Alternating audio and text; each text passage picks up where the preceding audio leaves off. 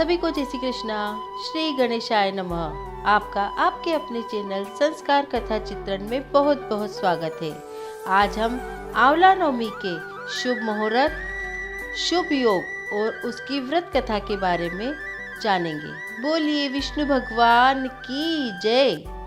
आंवला नवमी के दिन ही आंवले का प्राकट्य हुआ था। इस दिन आंवले के वृक्ष के नीचे पूजा अर्चना करने से अक्षय पुण्य की प्राप्ति होती है। साथ ही अक्षय वृक्ष के नीचे भोजन करना इस दिन उत्तम माना जाता है। आइए जानते हैं आंवला नवमी का शुभ मुहूर्त, शुभ योग और फिर आंवला नवमी की व्रत कथा। कार्तिक मास के शुक्ल पक्ष की नवमी तिथि को आंवला नवमी का पर्व मनाया जाता है। इसे अक्षय नवमी भी कहा जाता है। मान्यताओं के अनुसार कार्तिक मास के शुक्ल पक्ष की नवमी तिथि से लेकर पूर्णिमा तिथि तक भगवान विष्णु आंवला के वृक्ष में निवास करते हैं। इसलिए आंवला नवमी के दिन आंवले के वृक्ष की पूजा अर्चना की जाती है, जिससे आरोग्य, सुख, शांति और अखंड सौभाग्य की प्राप्ति होती है। अक्षय नवमी का शास्त्रों में वही महत्व बताया गया है जो वैशाख मास की तृतीया यानी अक्षय तृतीया का महत्व है। आंवला नवमी का महत्व। आंवला नवमी को कुष्मांडा नवमी और जगधात्री पूजा के नाम से भी जाना जाता है। शास्त्रों में बताया गया है कि आंवला नवमी के दिन किया गया पुण्य कार्य कभी खत्म नहीं होता। इस दिन जो भी शुभ कार्य जैसे दान, पूजा, अर्चना, भक्ति, सेवा आदि की जाती है, उसका पुण्य कई जन्म तक मिलता है। अर्थात इस दिन किए गए शुभ कार्यों का फल अक्षय होता है। इसलिए इस तिथि को अक्षय नवमी के नाम से भी जाना जाता है। मान्यता यह भी है कि इस दिन ही द्वापर युग का आरंभ हुआ था और इस दिन से ही भगवान कृष्ण ने अपनी बाल लीलाओं को त्याग कर मथुरा चले गए थे। आंवला नवमी। आंवला भगवान विष्णु को अत्यंत प्रिय फल है और आंवले के वृक्ष में सभी देवी देवताओं का निवास है। इसलिए इस वृक्ष की पूजा अर्चना की जाती है। आइए जानते हैं आंवला नवमी शुभ योग।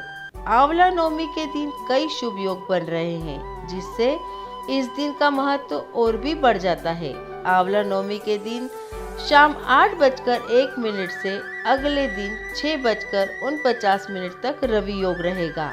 साथ ही इस दिन हर्षण योग भी बन रहा है। हालांकि इस पूरे दिन पंचक भी लग रहा है। आइए जानते हैं आंवला नवमी की पूजन विधि। आंवला नवमी के दिन सुबह स्नान व ध्यान करके आंवले के वृक्ष की पूजा करनी चाहिए। आंवले के पेड़ पर दूध, जल, अक्षत, सिंदूर व चंदन अर्पित करना चाहिए और इसके बाद आंवले के पेड़ पर मोली बांधकर भगवान विष्णु के मंत्र का जप करना चाहिए। इसके बाद धूप दीप आरती उतारे और 11 बार हाथ जोड़कर परिक्रमा करें। इस दिन कद्दू व सोने का दान देना बहुत शुभ माना जाता है। साथ ही गरीब व जरूरतमंद लोगों की मदद करना चाहिए। आंवला नवमी व्रत कथा। एक राजा था। उसका प्रण यह था कि वह रोज 1.25 मन आंवले दान करके ही खाना खाता था। इससे उसका नाम आंवल्या राजा पड़ गया। एक दिन उसके बेटे बहू ने सोचा कि राजा इतने सारे आंवले रोजाना दान करते हैं, इस प्रकार तो एक दिन सारा खजाना खाली हो जाएगा। इसलिए बेटे ने राजा से कहा कि उसे इस तरह का दान करना बंद कर देना चाहिए। बेटे की बात सुनकर राजा को बहुत दुख हुआ और राजा रानी महल छोड़कर बियाबान जंगल में जाकर बैठ गए। राजा रानी आंवला दान नहीं कर पाए और प्रण के कारण कुछ खाया नहीं। जब भूखे प्यासे 7 दिन हो गए, तब भगवान ने सोचा यदि मैंने इसका प्रण नहीं रखा और इसका सत नहीं रखा तो विश्वास ही चला जाएगा।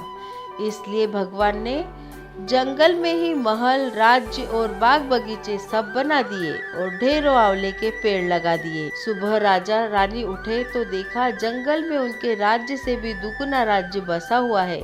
राजा रानी से कहने लगे, रानी देख कहते हैं सत मत छोड़े, चुरमा सत छोड़िया पत जाए, सत की छोड़ी लक्ष्मी फेर मिलेगी आए।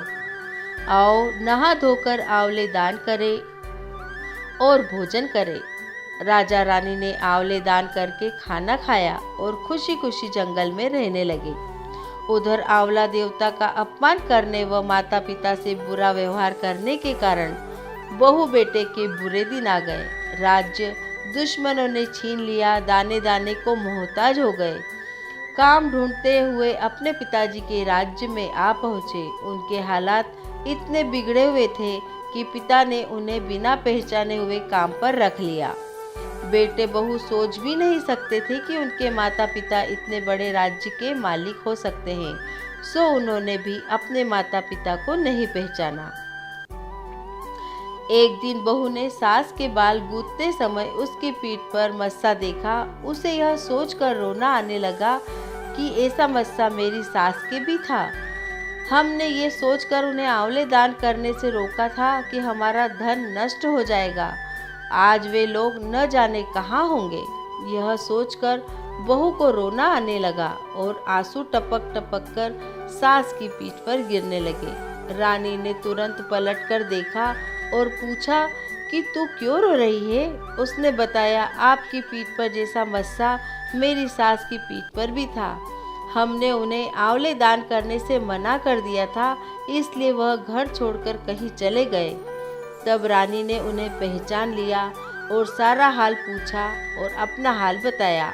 अपने बेटे बहू को समझाया कि दान करने से धन कभी कम नहीं होता बल्कि बढ़ता ही है। बहू बेटे भी अब सुख से राजा रानी के साथ रहने लगे। हे भगवान, जैसा राजा रानी का सत रखा वैसा सबका सत रखना, कहते सुनते सारे परिवार को सुखी रखना। बोलिए आंवला नवमी की जय। आपको आंवला नवमी की यह व्रत कथा व संपूर्ण जानकारी कैसी लगी, हमें कमेंट कर अवश्य बताएं। और अभी तक आपने हमारे चैनल संस्कार कथा चित्रण को सब्सक्राइब नहीं किया है तो सब्सक्राइब कर लीजिए। धन्यवाद। जय श्री कृष्णा।